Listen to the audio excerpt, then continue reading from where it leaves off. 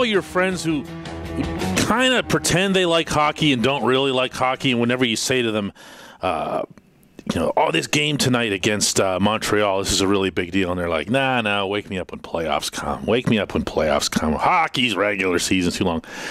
It's over. Playoffs are tonight.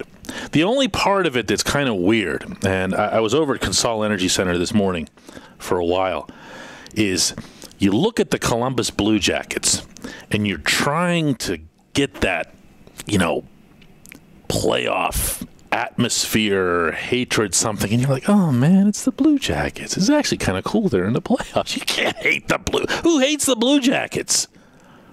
Who's worried about the Blue Jackets? Who thinks that the Blue Jackets are even going to give the Penguins a decent series? I'd like to hear from you about that, and really anything else that's on your mind. You can call here in the studio at 412-320-7925. We will get you on. We're good like that. You call, you'll get on. But let's hear from you as much as possible, at least about hockey playoffs. Does it feel like the opening of playoffs for you? Can you imagine how differently you'd feel today if this were the Flyers that they were playing, or even the Rangers or Capitals or somebody like that?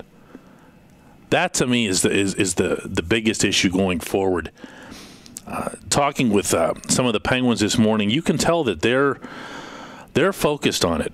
They were businesslike. They weren't complaining. They weren't freelancing, if you will, doing circles on the ice, having fun. They were intense. Their drills were intense. They were finishing off their shots. And they spoke about the Blue Jackets in pretty respectful terms. They spoke about how every guy on that team finishes his checks. Every guy, even the skilled players, will find a way to forecheck aggressively. That matters. That'll wear you down. David's calling us from England. He's got a Steelers question. How are you, David? Hi, good, thank you. Great to speak to you. It's great to speak to you. It's really a follow-up from a couple of calls you took last week about the Steelers and the draft. I mean, I'm sort of here in England, but I've followed the NFL draft and the Steelers in particular for over 25 years now. And I'm almost at the point now where I think we have to sort of downplay the importance of what the Steelers and most teams really do in round one, because they tend to do well, unless you're Cleveland, of course. But, this team isn't going to be fixed or catapulted into the playoffs by one man in one round. They need a lot of depth. Again, they're getting old and the roster's thin despite the additions that they've made. And really, it's almost like you want to reset things and just say they need to place a better emphasis in such a deep draft on all, from rounds 2 through 7 as well as round 1. Well, David, they'll tell you that that's exactly what they do in every draft, and they'll point, rightly so, to Antonio Brown being a 6th-round pick. That's when you really hit one out of the park, is when you get a guy that late that you were right on and that everybody else was wrong on. And actually, your own guys were wrong on through 5 rounds, because if you had to do that draft over again, you take Antonio Brown first. You don't wait. I guess the reason that I would at least slightly disagree with you about an emphasis on the first-round pick this year is because this draft is seen as being one of the best. You said it yourself, deepest, but it's deep in quality. It's not just that it's deep with a bunch of guys that are whatever, regular NFL-type players. These are impact players. And your guy that you get at that slot has to be a real live bona fide star. It has to be. Exactly. Yeah, and it comes back to a point I think I've actually discussed with you on Twitter before.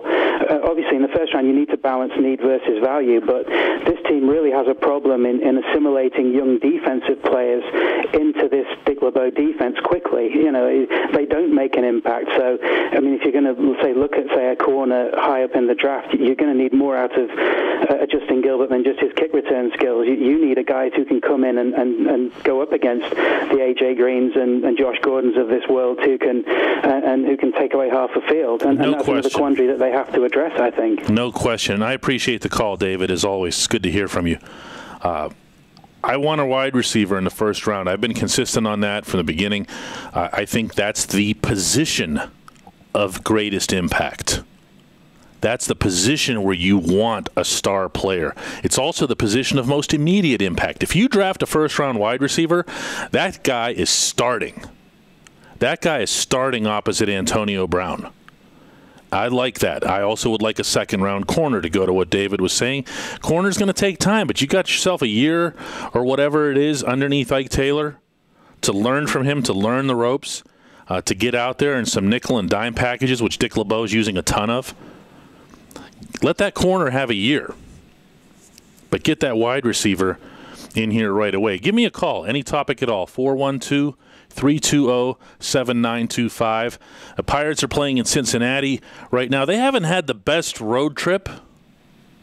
They also haven't had as nearly as bad a road trip as what a lot of people seem to think, that are getting down on the team a little bit too early. When you look at their offensive numbers, overall, they're actually kind of decent. They're not great, but they're okay. The individual numbers are going to go up. That's not an opinion. That's the way baseball is structured. Pedro Alvarez isn't going to keep hitting 150. I see Jordy Mercer's down to like 130 after his last at bat. Those are fluky things. Those are going to change. I don't think the Pirates are in trouble.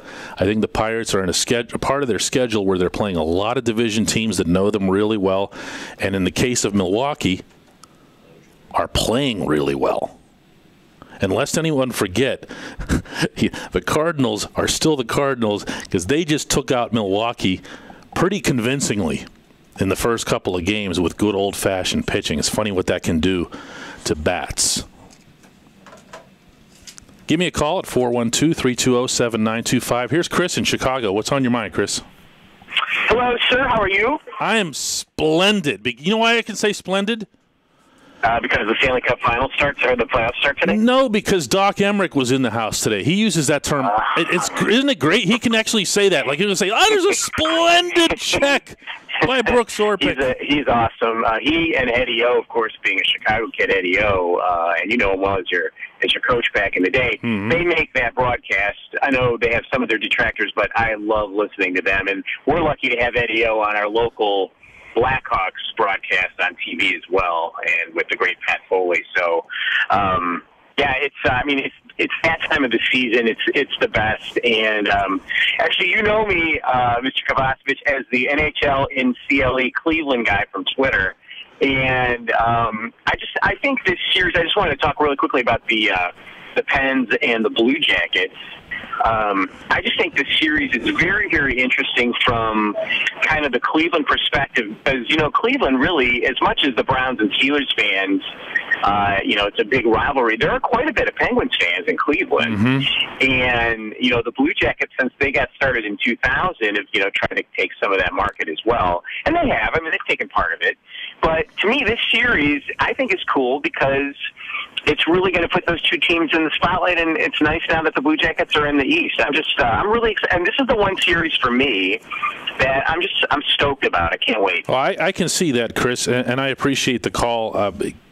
Actually, the Cleveland Indians put out a good luck tweet today to the Columbus Blue Jackets, which I found at least a little bit surprising. I hadn't seen them as being that linked. Fortunately for the Blue Jackets, the Cleveland Browns didn't wish them anything, because you wouldn't want the Browns to wish you anything at all, good or bad, because it's not going to go well for you. Where Columbus is concerned, I talked with some of the Blue Jackets this morning about exactly that topic. They paint themselves, that franchise does, as Ohio's team.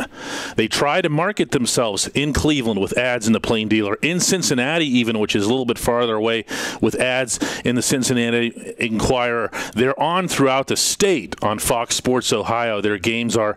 They're trying to build themselves that way, but you can't do it if you don't win. And I asked R.J. Upberger, who's, of course, a Plum native, Pittsburgh born, Pittsburgh proud. RJ's been in Columbus for a long time, including his career with Ohio State.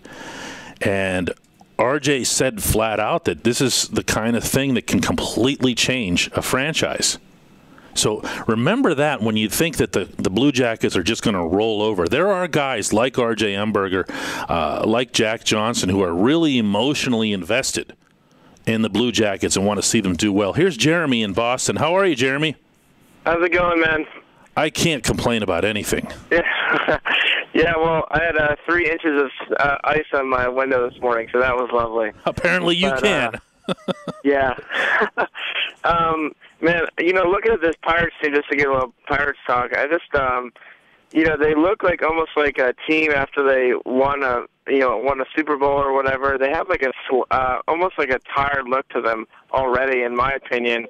And I think, I'm not going to really miss A.J. Burnett for the pitching, but he did bring that sort of fire and that sort of anger toward the staff, and the staff just doesn't look like they really want it right now, in my opinion. But I don't know what you thought about that. Yeah, I'm always careful about baseball and desire and emotion and stuff like that, because baseball's not the kind of sport where the coach comes into the locker room and peels paint and tells everybody to go run through a cement wall. When you're not pitching, I'm just thinking about there was just such an emotional thing that happened when the 20 years of losing ended. We finally got over that hump, and now this year, they really have to build. They have to build that whole thing again. I don't think it's an emotional thing at all with these guys. When I've been around them, they've sounded as focused, as confident as they have at any point. Realistically, again, now, Jeremy, look at these results. I mean, they're not exactly getting blown out of the water. The games that they've lost have been kind of close games. The games that they've won, they've kind of looked like the team from last year. Some guys need to get hot. I will agree with you that the starting pitching does need to, find its way, particularly Wandy Rodriguez, and kind of develop something of a rhythm, something of a groove.